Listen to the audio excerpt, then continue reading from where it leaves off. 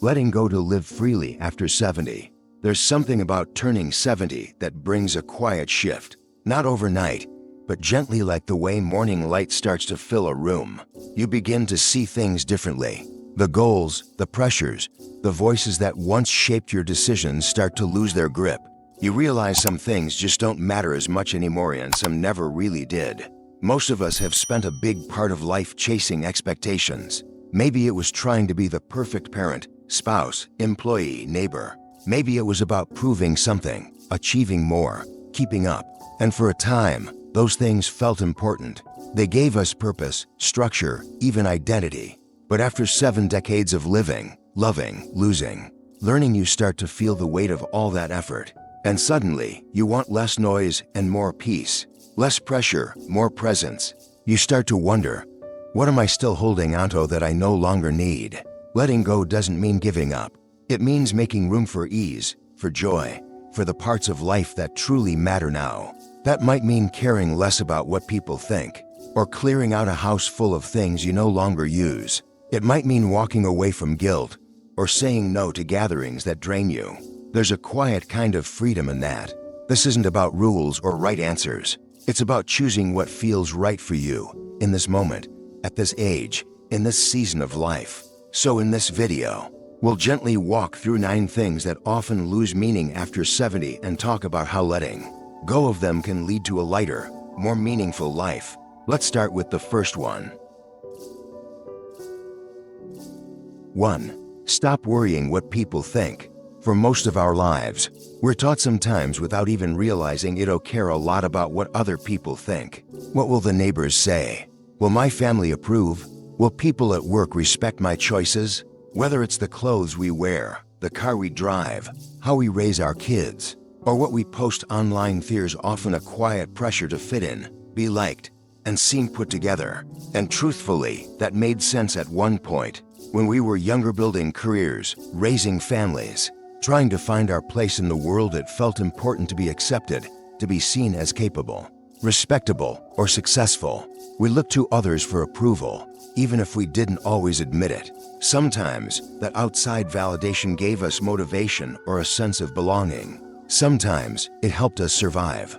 But after 70, something shifts. You've lived through enough seasons to know that people will always have opinions, and they're not always kind, fair, or even accurate. You start to realize that no matter how hard you try, you can't control how people see you. And more importantly, you don't need to.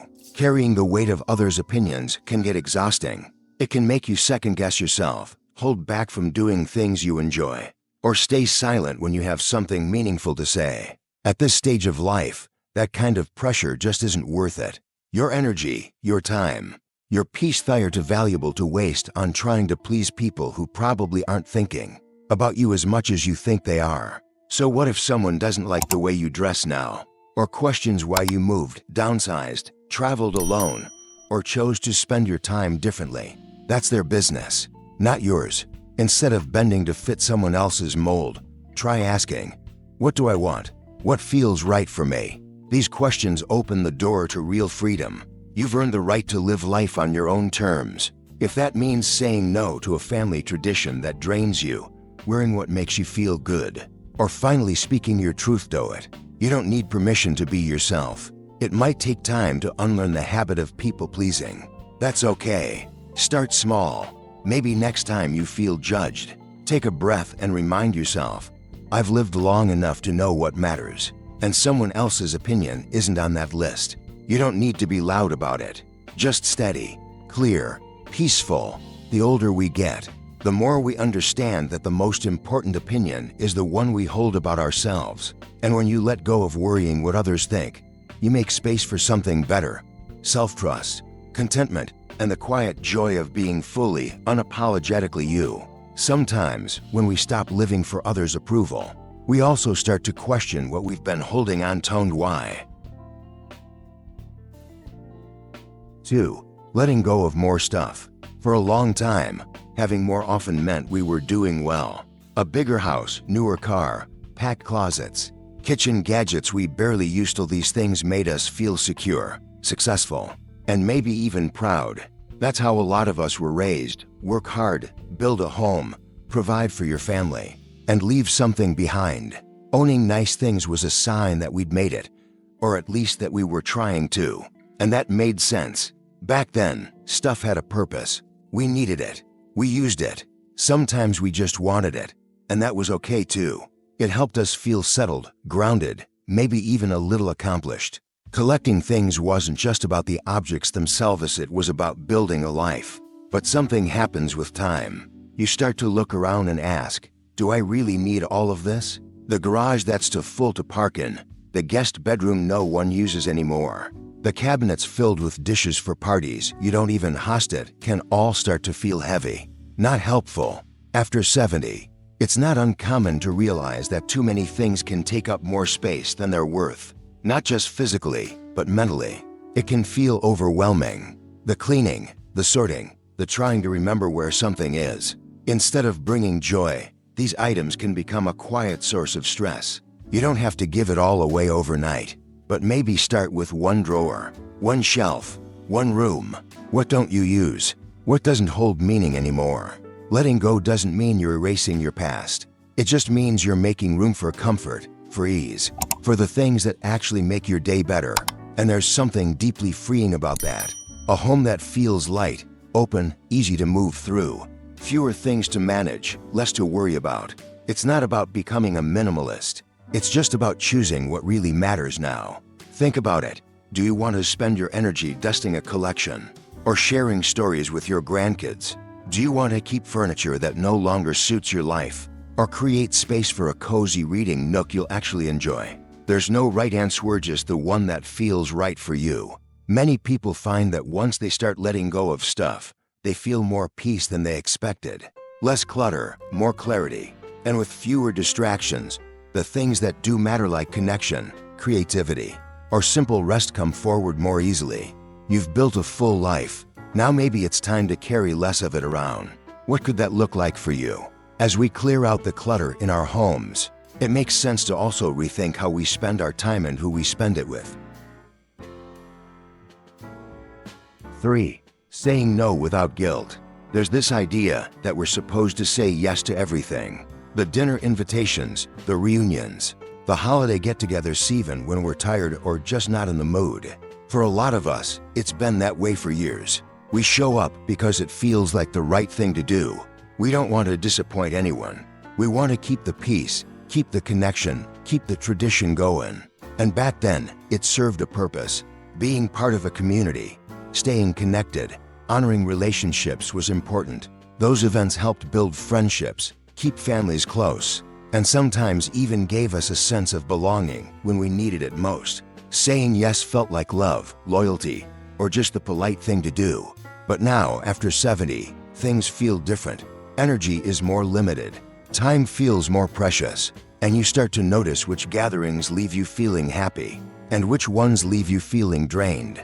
You might sit through a dinner thinking, why am I here? Or agree to a phone call out of habit and feel exhausted afterward. That doesn't mean you don't care about people. It just means your needs have changed. And that's okay. It's perfectly reasonable and healthy to be more selective with your time now. If an event or a visit doesn't feel meaningful, or if the effort it takes outweighs the joy it brings, it's okay to say no. You don't need a big excuse. You can simply say, thanks for thinking of me. I think I'll sit this one out. That's more than enough. Instead, think about what kind of social connection actually fills you up. Maybe it's a quiet coffee with a close friend instead of a big family dinner. Maybe it's spending time in nature, chatting with a neighbor on the porch, or sharing a laugh with someone who truly gets you. Quality matters more than quantity. The beauty of this time in life is that you don't have to prove anything anymore. You've shown up for people again and again over the years. You've done your part. Now you get to make choices that prioritize your peace, your joy, and your comfort. If guilt creeps in, it might just remind yourself. Saying no to something that drains you means saying yes to something that restores you. You're not letting people down. You're simply showing up for yourself. And who knows when you stop forcing yourself to do what no longer fits. You might find more room for the moments and people that truly matter. The kind that leave you feeling lighter, happier, and more like yourself. And once we stop showing up for things that don't bring us joy, we might also begin to let go of the pressure to show up looking a certain way. 4. Letting go of beauty standards. For most of our lives, there's been this quiet pressure to look a certain way. Maybe it came from magazines, TV shows, ads, or even comments from people we knew. Smooth skin, flat stomachs, shiny hair, youthful energy, that's what we were told was beautiful. So we tried. New creams, new diets, new clothes, new routines. Maybe we didn't always chase at full speed, but the pressure was there, sitting in the background like a constant hum. And back then, it made sense. In your 20s, 30s, even 50s, how you looked could affect how people treated you. It influenced job opportunities, how confident you felt walking into a room, and how others saw you. Looking put together was often tied to being respected, accepted, or loved. So we cared. A lot. But now, after 70, that chase starts to feel different. Exhausting, even. The effort it takes to keep up appearances, to cover the gray, smooth the lines, or fit into something that doesn't feel comfortable, like just doesn't feel worth it anymore. You begin to realize that aging isn't a failure. It's just life doing what it's supposed to do. Every wrinkle, every line, every silver hair, they're all part of your story. And here's the truth. No one's keeping score anymore. The people who truly matter, the ones who love you, laugh with you, sit with you when life gets hard, they're not judging your reflection. They're looking at you, the real you, the one with kindness in your voice, warmth in your eyes, and a sense of humor earned from experience. So what if we stop trying to meet standards that were never really made for us in the first place? What if we let ourselves just be comfortable, real, and free? That doesn't mean letting go of self-care or giving up on feeling good. It just means shifting the goal. Instead of chasing youth, we choose presence. Instead of hiding aging, we embrace it as a badge of living. You don't need anyone's permission to stop covering the gray or to wear what feels easy. You don't have to explain why you're no longer interested in anti-aging anything. And if you still enjoy putting on lipstick or doing your hair just because it makes you happy, that's wonderful too. The point is to do it for you, not because someone else said you should. The pressure to stay young is loud, but you don't have to listen. You've earned the right to feel at home in your own skin. So maybe the next time you look in the mirror, instead of thinking about what's changed, try seeing what stayed strong, your spirit, your strength, your story. What would happen if we saw aging not as losing beauty, but as growing into a different kind of beauty, one that's deeper, softer, and more real than anything a magazine could ever show? When we stop chasing perfection on the outside, we often feel more free to look inward and reassess what truly fulfills us. 5. When it's time to let things go. Sometimes we keep doing things simply because we've always done them. Weekly bridge nights, book clubs, church committees, family traditions, gardening routines, or volunteer roles. It's easy to stay in a rhythm long after the joy has faded. It becomes habit, or maybe even duty. You tell yourself, well, I've always done this, or people expect me to show up. And in earlier seasons of life, those activities made perfect sense. They gave structure to your days, a sense of purpose, connection with others. Maybe they were even a lifeline during busy, stressful years. They kept you active, gave you community, and filled your time with something meaningful. But over time, things shift. The activity that once energized you might now leave you feeling drained. What used to be fun can start to feel more like an obligation. Or maybe your interests have changed, and what once felt exciting no longer fits who you are today. That's not failure, it's growth. After 70, your time and energy matter more than ever. You don't need to hold on to routines that no longer feel right just because they used to. Life changes. You change. And it's okay to step away from things that no longer bring you peace or joy. So here's a gentle question. Are you still enjoying it? If the answer is no, you're allowed to let it go. That book club you dread attending? That weekly drive to a class that feels more like a chore? You don't have to keep doing it out of habit or guilt. Letting go of outdated activities isn't about giving up, it's about making space. Maybe space for something new, something you've always wanted to try but never had time for. Or maybe just space to rest, to reflect, to be. What would it feel like to have an open day with no plans, no pressure? You might discover something new that lights you up, a creative hobby, a slow morning walk, learning something just for fun, or maybe the greatest joy will come from the quiet being with yourself, without always needing to do. This season of life isn't about staying busy for the sake of it. It's about being intentional, choosing how you spend your time, not just filling it. You've earned the right to live on your own terms, and that includes saying no to things that no longer bring meaning. So give yourself permission. You don't need to explain or apologize. Just listen to your own needs. Honor what feels true now. And remember, every time you let go of something that no longer fits, you create space for something that does. And as we release routines that no longer serve us, we may start noticing which relationships also no longer feel right. 6. Walking away from toxic relationships. For a long time, we're taught to stick with people no matter what. Family is family. Old friends are forever. You just have to deal with it. Maybe you've said yes to a lunch you didn't want to go to, taken a phone call that left you anxious, or let someone's constant criticism slide because it felt easier than confrontation. In earlier years, keeping the peace might have felt necessary. Maybe you didn't want to create tension, especially with family. Maybe you thought it was your responsibility to stay in touch, even when the relationship left you feeling small, unheard, or drained. Sometimes we tolerate unhealthy connections just to avoid rocking the boat. But after 70, you start to realize something important. Your time and your peace matter more than keeping up appearances. You've been through too much, learned too much, and grown too much to keep giving energy to people who don't treat you with kindness or respect. Life feels too short for relationships that hurt more than help. Toxic relationships don't always look loud or obvious. Sometimes they're subtle people who make passive-aggressive comments, who always make it about them, or who only reach out when they need something. And the hard truth is, those kinds of connections don't get better just because we keep showing up. Letting go of these relationships doesn't mean you're bitter or unforgiving. It means you're protecting your emotional health. You're allowed to choose peace over obligation.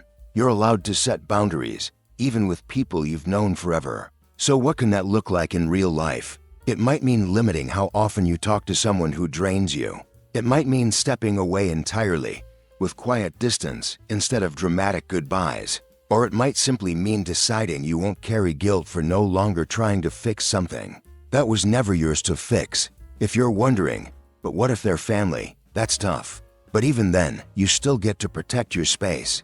You can love someone from afar. You can wish them well and still keep your distance. Love doesn't have to mean access. And if you feel lonely, that's valid too. But here's something hopeful. When you clear space by letting go of toxic energy, you open space for better connections to come in. Friends who really see you, people who lift you up, conversations that leave you smiling instead of second-guessing. You deserve to be around people who respect your boundaries, value your presence, and bring light into your life. You've earned that. And if no one's told you lately it's okay to walk away from what hurts, even if it's been part of your life for a long time, what would it feel like to spend more time with people who leave you feeling better, not worse? Letting go of toxic people makes room for peace, but it also reminds us to stop comparing our lives to anyone else's. 7. Stop measuring yourself against others. It's easy to look around and wonder how you're doing compared to everyone else. Maybe it's a friend who seems to travel all the time, a neighbor whose kids visit every weekend, or someone on Facebook always posting smiling photos with grandkids and fancy meals. Even after 70, that little voice can creep in. Am I doing enough? Did I do enough? For most of life, comparison feels almost automatic.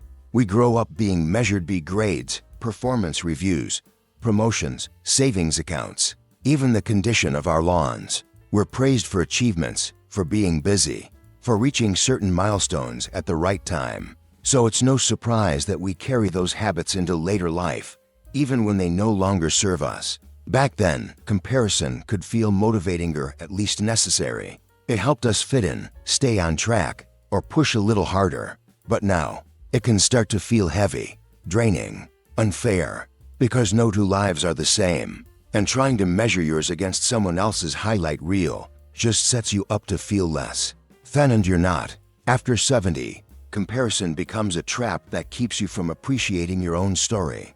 The truth is, people only show what they want others to see. You don't see the arguments before the photo, the loneliness behind the smile, or the regrets they carry quietly. And even if someone really is living the life you once wanted, it doesn't make your path any less worthy.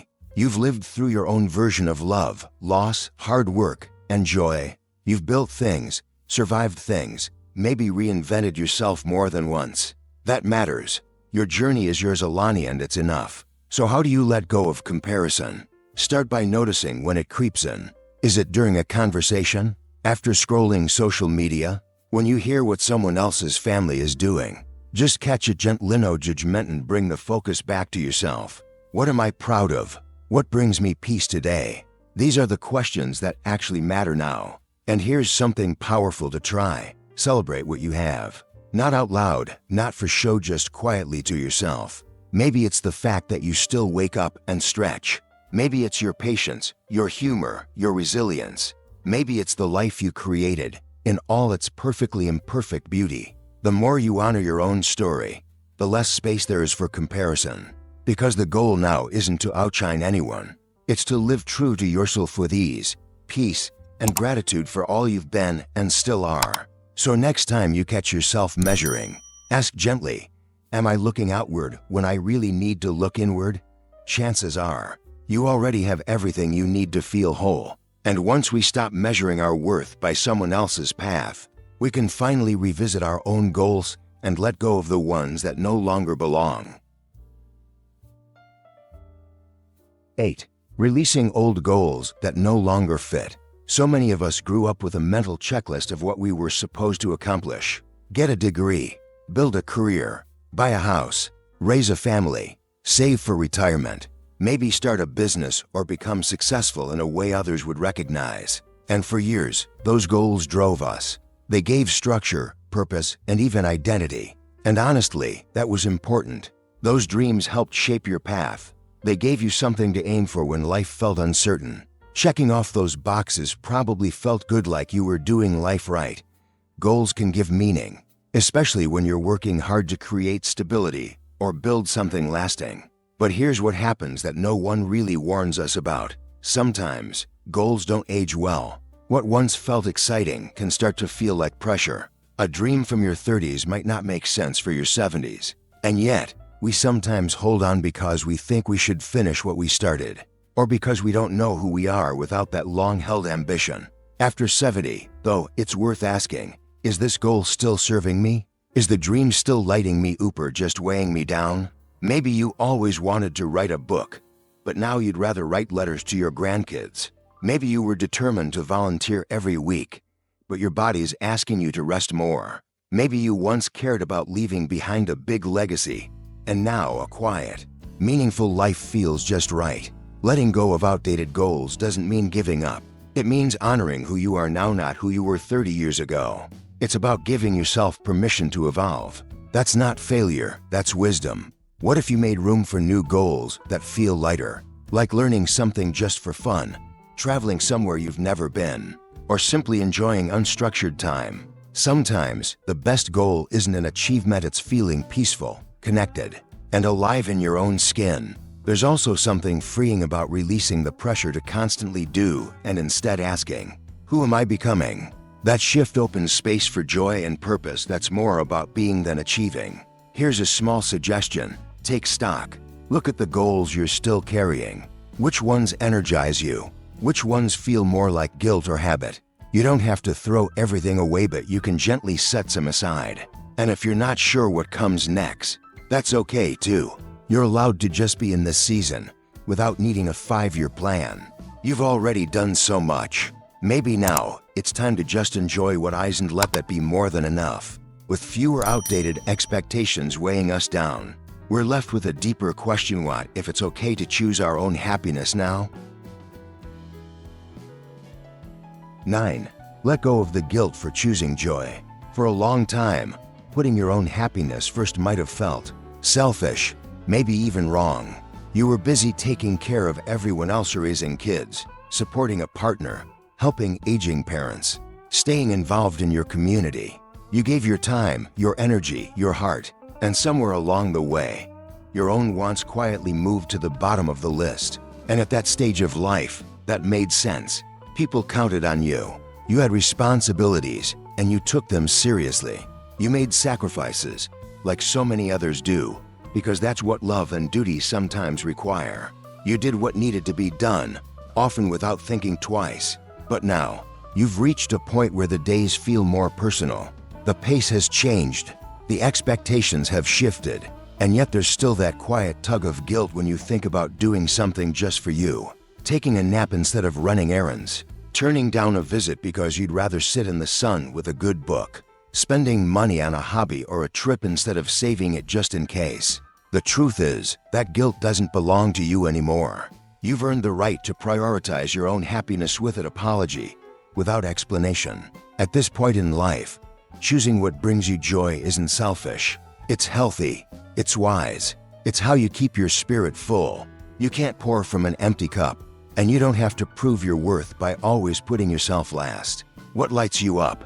Is it walking by the water, painting in the afternoon light, listening to old songs that make you feel 25 again? Whatever it is, you deserve more of it. And if someone doesn't understand, if they think you've changed or you're pulling away, remember that you're not responsible for how others react to your joy. You're responsible for honoring what feels true to you. Real connection doesn't come from sacrificing your needs to please others. It comes from showing up as your full, real self. So next time guilt creeps in, pause and ask yourself, is this something that truly hurts any owner? Is it just me feeling like I need permission to enjoy my own life? You don't need that permission. You already have it. Start small if it feels strange. Say yes to the quiet walk, the second scoop of ice cream, the phone call you actually want to make. Choose what brings you peace, comfort, Lautereven if it's simple. Especially if it's simple. You've carried so much for others. Now it's okay to carry joy for yourself. What would life feel like if you made happiness a priority, not someday, but now? And maybe, when we stop feeling guilty for living life our way, we finally begin to understand what it means to live fully, freely, and with peace. Living lighter, living truer. We spend much of our lives carrying things, expectations, habits, pressure to please, the need to prove ourselves. And for a long time, those things helped shape who we were. They gave us goals, stability, connection, and identity. They had a place. But after 70, life invites us to carry less and live more. Some of the things that once mattered so much, what people think, how we look, how much we own, or whether we're doing enough, start to lose their grip. They feel heavier than they used to, and maybe they were never really ours to hold in the first place. This isn't about giving up. It's about choosing what feels good, what brings peace, and what reflects who we are now. It's about trading pressure for presence, noise for stillness, clutter for clarity. What if you gave yourself permission to let go gently, without guilt? Let go of the roles you've outgrown, the routines that no longer fit, the relationships that leave you feeling small, and instead, let in what feels real and kind. Quiet mornings, honest friendships, meaningful conversations, or simply time to rest.